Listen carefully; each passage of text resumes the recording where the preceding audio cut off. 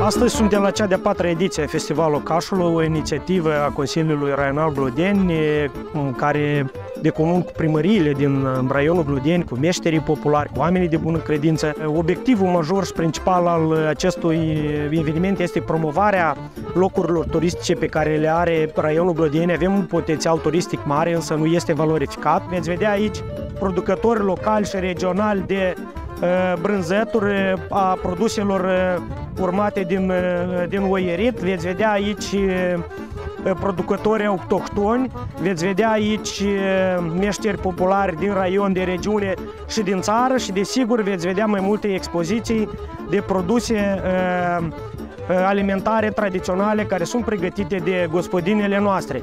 Azi am adus de un an de zile ca așa un produs de parmigian.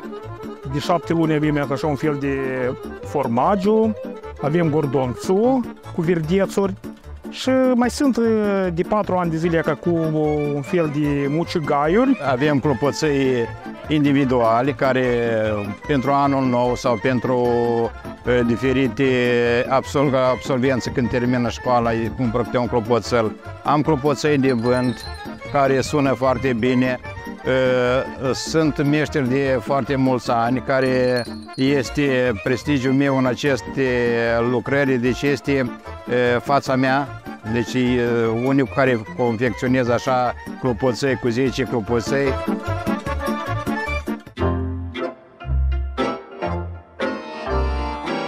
Prima atestare a acestei biserici este din anul 1702.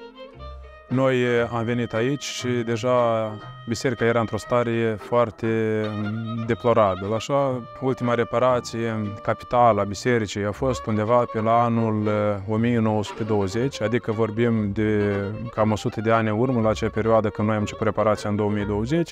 E o stare așa de duhovnicie, pentru că, ca să înțelegeți, această biserică nu a fost niciodată închisă. Probabil una dintre cele mai vechi icoane, uitați, în partea dreaptă, este Sfântul Gheorghe, purtătorul de biruință. Ele sunt păstrate aici, dacă vorbiți cu orice om din sat, îi spun că icoanele erau de când le știu ei, adică foarte vechi, așa, nu putem să spunem anul exact, dar biserica fiind din 1702, deja aici, pe locul acesta, probabil că se păstrează de atunci multe din lucrurile, de icoanele care le vedeți.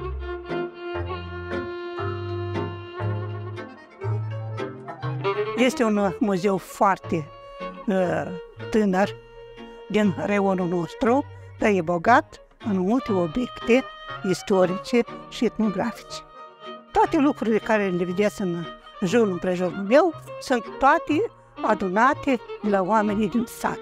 Uitați-vă, în etajarea respectivă sunt burluie în care părinții noștri, când plecau la câmp, luau apă în burluile respective. În partea asta, uitați, este un covor peste 150 de ani. E un covor, așa se numește, Rusca.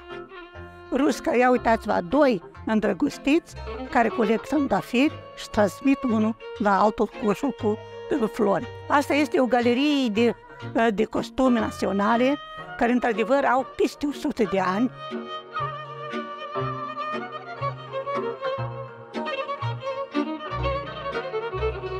Casa Rurală Catinca este o căsuță care o țin minte din copilărie. Așa cum spunea un vizitator, un olandez, spunea, după ce a stat aici, zice, noi nu vindem un pat și un mic dejun, ci noi vindem o experiență. O experiență în care, cum spuneam deja, poți să audă un cucoșul la vecini, poți să frânească o pisică aici în grădină, poți să trece cineva cu căruța și poți să urce, să ducă până la stâncă, că am avut și așa experiență vizitatorii care au fost.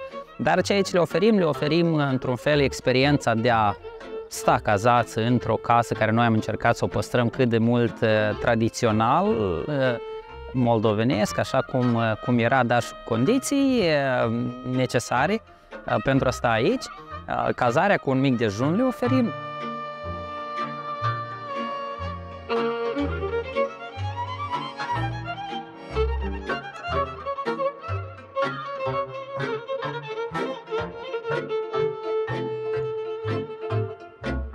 Ajungând la noi în pensiune, aveți posibilitatea, după cum am spus, să vă cazați, aveți posibilitatea să faceți saună dacă vă este frig, totodată aveți posibilitatea la noi în pensiune de a lua masa, un rol important în bucătăria care o veți găsi la Popas Regal, este și dulceața de ardei iute, care noi o pregătim aici în gospodăria noastră. Acum vă invit în căsuța noastră, o căsuță de vis, o căsuță din poveste care este numită de mulți turiști care ne pășesc pragul, să vedeți cu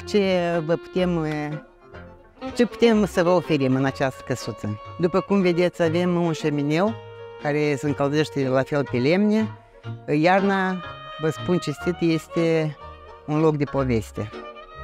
Avem patul lui Moș Martin, așa îi zicem noi. Este un pat la fel construit din lemn. După cum vedeți, toate noptierile, mobilierul, ținem să menținem motivul ăsta rustic.